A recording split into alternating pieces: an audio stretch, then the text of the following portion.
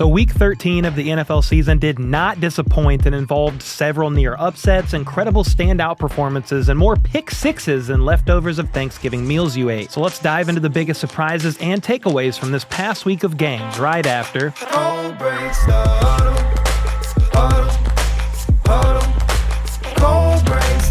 All right, first up, this feels like a long time ago in a land far, far away, but we had 3 games on Thanksgiving Day and 1 more on Black Friday. So I want to look at those real quick, then we'll move to the Sunday games, as well as the crazy Monday Night Football game that was the Jameis Winston experience at its finest. First up, the Bears almost pulled off the upset over the Lions on Thanksgiving, but some god-awful game management down the stretch prevented them from winning and also played a part in getting their head coach fired. Chicago got the ball down 3 with 3.5 minutes to go. They worked their way down the field, even getting to Detroit's 25-yard line with over 40 seconds left. So, looking good at that point in time. However, an illegal hands to the face penalty backed them up 10 yards, and here's where all hell broke loose. After that penalty, they were facing 2nd and 20, and on that play, Caleb Williams took a sack thanks to Casper blocking Zadarius Smith, and they had 30 seconds left and 1 timeout left when this happened. They were facing a 3rd and 26 and about a 58-yard field goal after the sack. But instead of using their final timeout and trying to get a play set up to get them a better look at a field goal, they decided not to use the timeout, and Caleb Williams frantically tried to get everybody organized and up to the line. And this took forever. By the time they actually snapped the ball, there was only 5 seconds left. And when Caleb did take the snap, he decided to target Rome Odunze down the field instead of making a short throw. So that was it. Game over. Lions ended up winning 23-20. The end of game sequence obviously drew lots of criticism, and rightfully so, with some people coming at Caleb Williams and others attacking Matt Eberflus. And I think Caleb does deserve some blame here. You have to be aware in that situation, not throw the ball down the field or hurry your team up to make another play. Maybe he was waiting for a play call from Eberflus, but you don't have the time to sit there and waste when the game is on the line. But at the end of the day, the coach has to take charge in that situation and help put his rookie quarterback in a better position to succeed in such a crucial moment of the game. Unfortunately, though, the Bears coming up short in close games has been a bit of a theme during Matt Eberflus's tenure in Chicago. After that loss, he now has a 5-19 record in 1-score games. This loss was just the cherry on top of what has been a very underwhelming 2.5 seasons in Chicago. The Bears' top brass had seen enough, and on Friday morning it was announced that he was fired, gone, donezo, out of there. Thomas Brown, the man who was just promoted to offensive coordinator a couple weeks ago, will once again be promoted and is now the interim head coach. There have been reports that he could get a real look at potentially being hired as the full-time head coach, depending on how things look down the stretch. But obviously we'll wait and see how that all plays out. This next game was a perfect opportunity to take a nap after a Thanksgiving meal as the Cooper Rush-led Cowboys hosted the Drew Lock-led Giants. Dallas was able to lean on their ground game with Rico Dowdle operating as the workhorse and rushing for a career-high 112 yards and a touchdown on 22 carries. The highlight of this game was this pick six that came in the second quarter when DeMarvion Overshown blew up Devin Singletary's block, batted Drew Lock's pass up in the air, caught it himself, and took it to the house. The Cowboys also stripped Drew Lock in the third quarter and turned it into a touchdown, and ultimately, the turnovers were too much to overcome for New York as they fell to Dallas 27-20. The Cowboys did something they hadn't done all season in this game, and that was win a freaking home game. They were 0-5 at home before that game, much to Jerry Old Bone Jones's embarrassment. Something unfortunate to note from this game is that Dexter Lawrence suffered an elbow injury and has since been placed on season-ending IR. It's not like the Giants needed him down the stretch for the playoffs or anything like that, but you still hate to see injuries of any kind, especially to one of the best players in the game. Next up for the nightcap on Thursday, the Packers played host to the Dolphins in what was a pivotal game for both teams in terms of playoff seeding. Miami had a rough first half to say the least. They muffed a punt, turned the ball over on downs, and gave up 3 touchdowns before going down 24-3 at the half. Tua then tried everything in his power to keep them in it, and he did get things rolling a bit in the second half. He was 23 of 27 for 246 yards and 2 touchdowns in the second half alone, but it was too little too late as the Packers had built up too much of a lead to overcome, and they came out on top 30-17. Jordan Love was solid throughout, completing 21 of 28 passes for 274 yards and 2 scores. Tua was again great in the second half, but is once again going to have to face the narrative that he and his Dolphins team cannot win in cold weather. That's actually been a theme over the history of the Miami Dolphins franchise. Listen to this stat. The Miami Dolphins have won only once in the last 32 years when it's 23 degrees or colder, which is freaking insane. And then most recently, Tua himself is now 0-8 in games where the temperature is 45 degrees or lower, yet is 36-15 when it's above that. The other narrative this team continues to face is that they cannot beat good teams. It's hard to argue with that one either, because in their last 16 games against teams with winning records, they're 1-15. That is not good to say the least, and the Dolphins really have an uphill battle to even make the playoffs. They're not officially ruled out, but it is tough sledding from here to say the least. As for the Packers, they moved to 9-3 with that win and are still behind Detroit and Minnesota in the NFC North, but they should be locked into a wild card spot, barring something crazy happening with Tampa Bay, Atlanta, the Rams, or Arizona. All right, before we get to Sunday's games, we have one more to talk about, and that is the Black Friday game between the Raiders and the Chiefs. This one, like most Chiefs games as of late, got a little spooky towards the end. The Raiders were down 2 with under 2 minutes to go and drove from their own 8-yard line down to the Chiefs' 32 with their sights set on a game-winning field goal. However, with 15 seconds left, Aiden O'Connell was lined up in shotgun and wasn't expecting the ball. I mean, he clapped for the ball. It's his fault ultimately, but he wasn't really needing it or wanting it then. He was looking to his left, and the center was notified by the guard. Center snapped it, and it bounced off of his chest onto the ground, with Nick Bolton ultimately falling on it and icing the game for the Chiefs. They win 19-17. So the Chiefs just keep finding ways to win, while the rest of the NFL is seething in anger. And get this, KC has now won 14 straight one-score games, which is now the longest streak in NFL history, passing up the 03-04 Patriots. So yeah, as a Chiefs fan, I was obviously happy. It was ugly, but I was happy to see how that game unfolded. But I would be sick to my stomach if I was a Raiders fan, unless they are hoping that team continues to tank so they can get the best draft pick possible. Aiden O'Connell played a hell of a game, though, especially on that final drive. He ended the day with 340 yards, a career high, and 2 touchdowns, with 140 of those yards and one of those tutties going to Brock Bowers, who might already be the best pass-catching tight end in the league, or at least is well on his way with Kelsey on the downslope of his career. Bowers now has 84 receptions on the year, which is the most in the NFL, and is on pace to finish with 119. He has a legit chance to become the first tight end since Tony Gonzalez in 2004 to lead the NFL in receptions as a tight end. And then the flailing Falcons hosted the Chargers on Sunday afternoon, and boy was Kirk Cousins a very generous host, selfless, giving the ball away 4 times, coming in the form of interceptions, including 1 ugly pick 6 in the third quarter.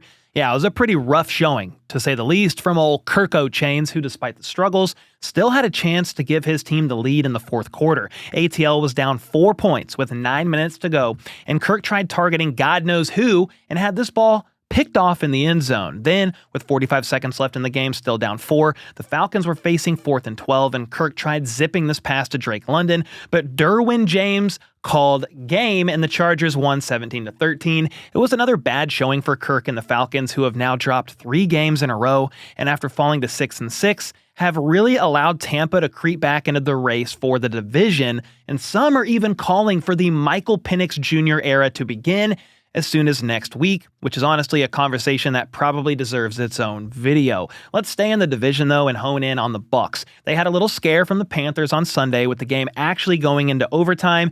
And before I touch on overtime, I just want to shout out Bryce Young. He's playing fantastic football right now and may find himself remaining in Carolina as their future quarterback, because that guy was slinging dimes out there and has had a couple great games in a row. Anyway, Tampa in overtime got the ball to start it, but Chase McLaughlin missed this 55-yard field goal and gave Carolina good field position to go and win the game.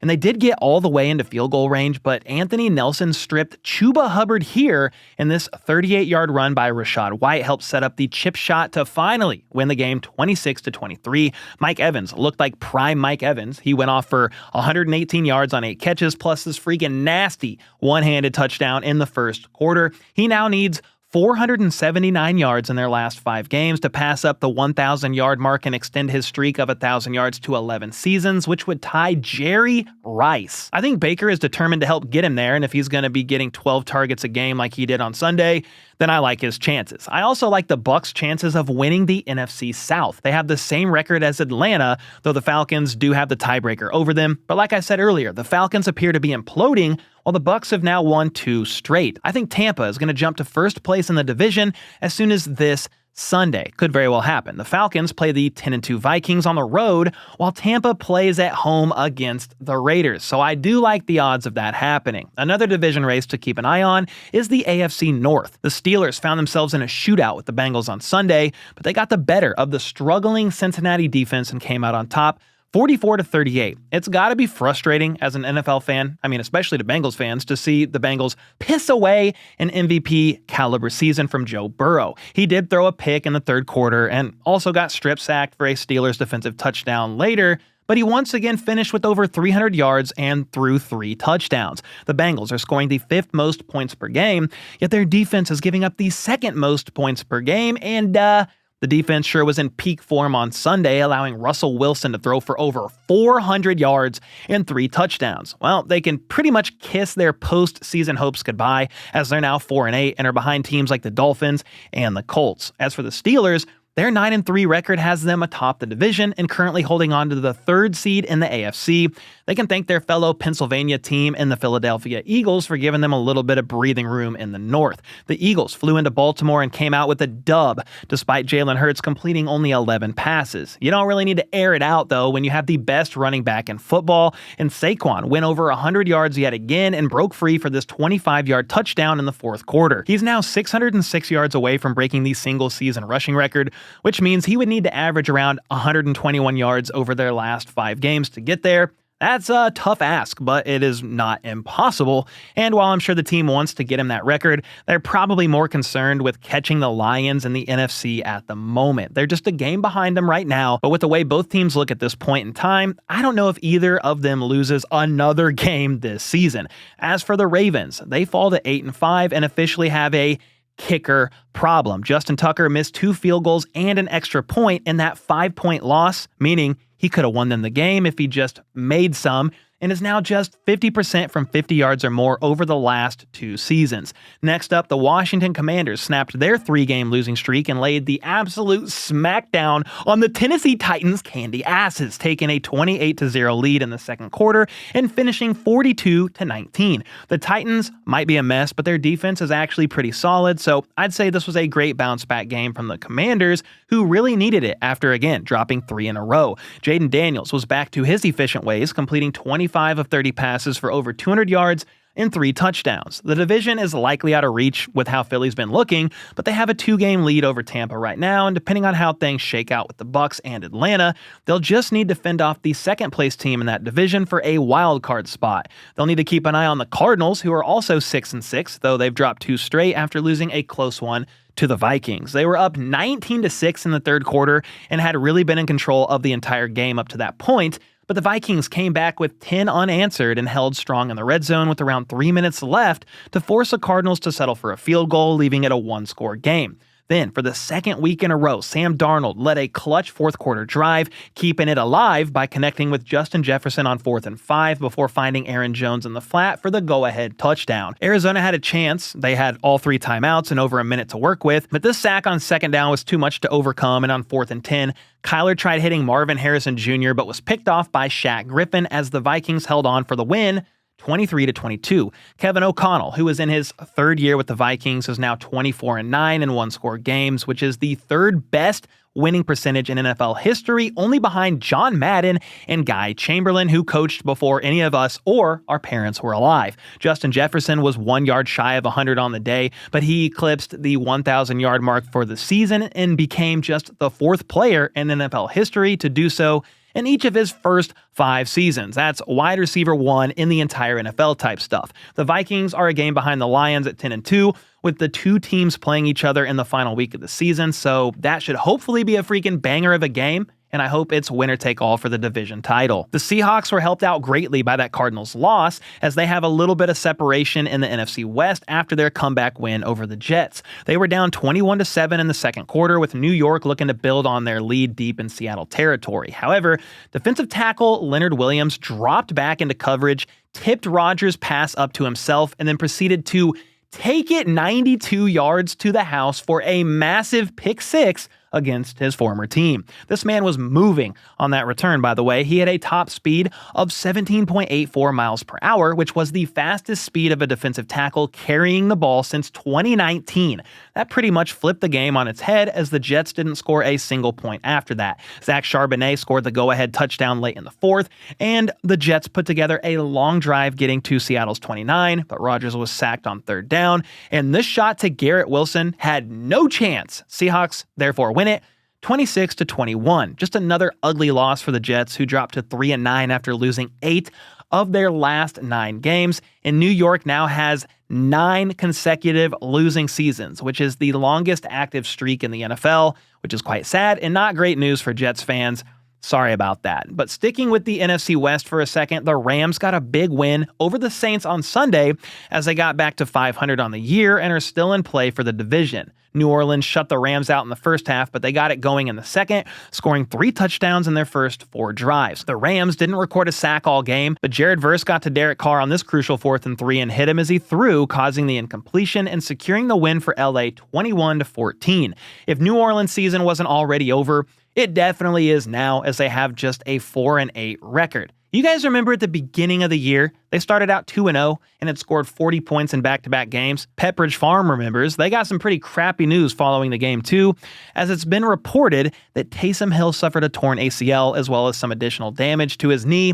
He's been the jack of all trades in this offense for many years now, but this is sadly going to be a major injury for him to come back from at the age of 35. There's really no great way to segue into this, but since we're talking about unfortunate injuries, we got to talk about this cheap shot that Trevor Lawrence took on Sunday. He was scrambling to pick up the first, and when he went down to slide, Texans linebacker Azeez Al-Shaair came crashing in, colliding with Lawrence. Forearm to head, bounced off the ground, and knocked him out. He went limp. Fencing signs, it was a concussion for sure, and it was honestly pretty scary. This, of course, caused a fight to break out, with players needing to be separated, and at the end of it all, Al-Shaair and Jags corner Jarrian Jones were ejected from the game. Then earlier today, the NFL issued a 3-game suspension for Azeez Al-Shaair, which may seem like a pretty harsh punishment, but the guy also showed a pretty piss-poor attitude after laying Trevor Lawrence out. There's been a bit of a history with unsportsmanlike penalties for him and things of this nature, so that played into the length of the suspension as well. Then for Lawrence, obviously he was out for the remainder of the game, which meant it was once again Mac Jones' season. He actually played well in Trevor's absence, going 20 of 32 for 235 yards and a pair of tutties. However, it wasn't enough, as the Texans outscored them 23-20 behind solid performances from Joe Mixon and Nico Collins, both of whom went over 100 yards on the day. Give credit to Jacksonville for overcoming the injury to Trevor Lawrence and making this a close game with Mac Jones. But at the end of the day, this team is 2-10, and every week that Doug Peterson remains the head coach is another week that I do not understand that team. Anyway, the Texans now cruise into their latest hell Week 14 bye week with an 8-5 record and a stranglehold on the AFC South. Their biggest challenger for the division is the Colts, who are definitely a long shot to catch up with Houston, but their win over the Patriots on Sunday at least helped their cause. Honestly, the Colts had no business winning this game on paper. New England had 9 more first downs, 170 more yards of offense, 1 less turnover, and won the time of possession. The biggest culprit, though, is the fact that they had 7 penalties compared to Indy's 2. Anthony Richardson had a pretty miserable day throwing the ball, completing just half of his 24 pass attempts for 109 yards, 2 touchdowns, and 2 interceptions. He did give us the full Anthony Richardson experience, though, and also rushed for 48 yards and a touchdown. Now, I do have to also give him credit for engineering the game-winning drive. They were down 24-17 with 5.5 minutes left in the game, and they strung together a 19-play drive, leaving the Pats with just 12 seconds after they scored the touchdown and opted to go for 2, getting the conversion to take the lead rather than a field goal to tie the game and force overtime, and that ultimately won them the game. Next up, the 49ers headed to Buffalo for a little winter wonderland on Sunday Night Football. The Bills were right in their element, and after going 3-and-out on their opening drive, they proceeded to score touchdowns on their next 3 drives, including this 65-yard TD run by James Cook as they closed out the half 21-3. They actually went up 28-3 in the third quarter after one of the craziest touchdowns of the season. Josh Allen hit Amari Cooper short of the end zone left side, but Cooper ended up lateraling it back to Josh, who sprinted out wide and dove for the pylon. Touchdown Buffalo. By the way, Josh Allen actually gets credited for both the passing and receiving touchdown on that play. He became just the 4th player in NFL history to have a passing and receiving touchdown on the same play, and the first player to do it since Marcus Mariota in the 2017 wildcard game against the Chiefs. Piss off, Marcus. I was at that game. But yeah, pretty much everything that could go wrong for the Niners in this one did indeed go wrong, which has kind of been the story or the theme of their entire season so far. Jake Moody missed 2 field goals in the first half. Kyle Juszczyk fumbled on the goal line on their first drive of the second half. Then in the fourth quarter, Brock Purdy was strip sacked, which turned into a Josh Allen touchdown. And if that wasn't enough, Deebo Samuel also fumbled on a kickoff and Buffalo recovered. On top of all that, this may be the worst of it all. Christian McCaffrey left the game with a knee injury, and Kyle Shanahan said on Sunday night it is potentially season-ending, and it being his PCL. He was then placed on IR this week and is expected to miss around 6 weeks, which would mean if the 49ers don't make it to the playoffs, I'm not sure they will, but if they don't make it, then Christian McCaffrey's season is over. That's just terrible news all around. I mean, they've truly had the season from hell over there in San Francisco. But hey, if one player gets injured, it's the next man up, right? Well, the next man up would normally be Jordan Mason, who played well in McCaffrey's 8-game absence this year, but sadly, he also wound up on IR this week with a high ankle sprain sustained in the same exact game against the Bills. So that means it'll be rookie Isaac Guerendo manning the backfield for the time being. And finally, the Broncos and Browns squared off on Monday Night Football in what was surprisingly one of the best games of the season. Let's start with the end of the game, though. This touchdown pass to Nick Chubb put Cleveland up on top 32-31, but a Denver field goal regave the Broncos the lead 34-32. The Browns had a chance to go and retake the lead, and I thought they might do it with around 3 minutes left, but Jameis Winston's pass here was a bit behind Elijah Moore, and Jaquan McMillan jumped it, landed on his backside, got up, and housed it to ice the game for the Broncos, giving them the win 41-32. And believe it or not, I mean, it's not too hard to believe, but this was not Jameis Winston's first pick six of the night.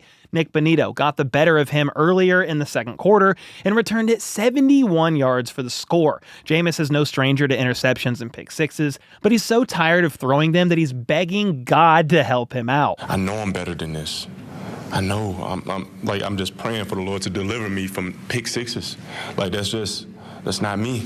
Well, we certainly got the full Jameis experience last night because even though he threw 2 pick sixes and 3 interceptions total, he still threw for nearly 500 yards and 4 touchdowns. It helps that Jerry Jeudy went nuclear against his former team. This man had 235 yards and a touchdown on 9 catches. Holy smokes. And at least half of his catches came where he was somehow wide open. That is just strange. And in case you're wondering, this is the most receiving yards by a player against his former team in NFL history, breaking Terrell Owens' record of 213 yards against the 49ers.